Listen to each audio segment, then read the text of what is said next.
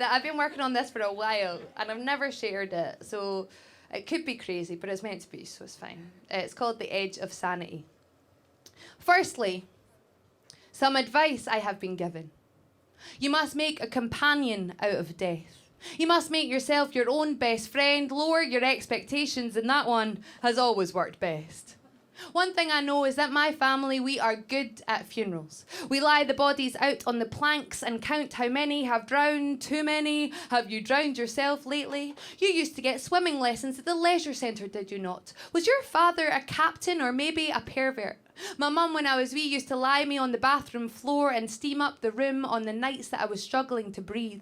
And wrapping myself round the toilet to cool my forehead has never failed. I would do the same at parties or clubs after I'd thrown up. I met a ghost in there once. It told me to slow down, and I got so freaked out that I went to the bar and had a tequila instead. My mum said that if you can't get it in you, get it up you. And that one has also worked best. I read that grief is the thing with the feathers, or maybe the thing with the wings, the fly on your ceiling, or the crow, or the pigeon, or face down on the carpet, and it never talked back, not once. But that one time at that party, that red wall became hollow, and you climbed in self to find yourself at the base of a tree, and you thought, wow, everything is connected. Or you thought of primary school and roots, and you scrabbled back out to find yourself next to a girl that you didn't like tripping harder than you. And you felt sympathy for her, even though she was no doubt a mirror. All the men that I have dated have been similar to my father. Freud called it, but I had to live it. Choose the ones that are broken, but just a wee bit more broken than me, because then I get to pretend that I'm nailing it. See, I get so distracted by boys and how they glisten and never listen. Their minds are purple to me. One of the last ones I went for was a dentist. He came in his hand in the end, a modern romantic. Wow! Who knew it is possible for someone to fuck you with no hands? He sat at the other side of the room from me and I called his taxi, sitting in the back seat, clipping my silver shoes. I thought, well, at least I'll look good from behind. My mind sometimes runs away from me.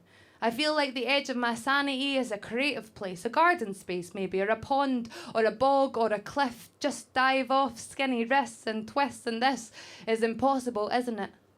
How long has it been? First it was 2 weeks, then 4 years, now 8, and it comes back in spirals to haunt me. At least this prick wants me. Prick, prick, drip, drip. We found ourselves back at the epicenter quick.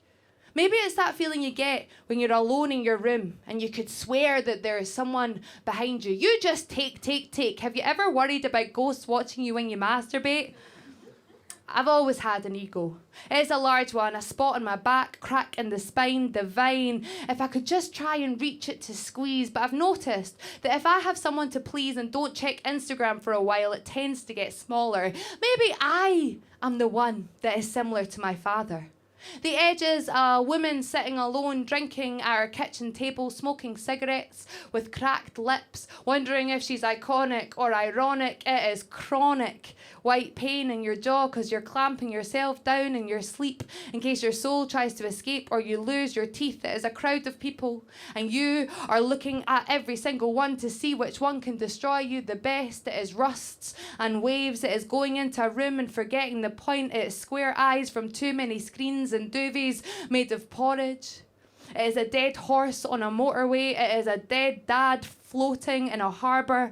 It is orange juice rotting in your fridge. It is having someone inside you that is making you feel alive and dead and like sand and like time is running out while he is running down your leg. It is ego, ego, ego. It is grief and you don't even realise it. Scrap that. I have always been like this. It is expecting more than whatever share is intended for you. Ha! How we make our marks when we don't know how to use a pen and can't find a piece of blank paper, when our throats are filled with dampness and we have our foreheads pressed against the toilets, hoping that everyone will just drop everything and please come to the rescue and show me how I'm meant to do this.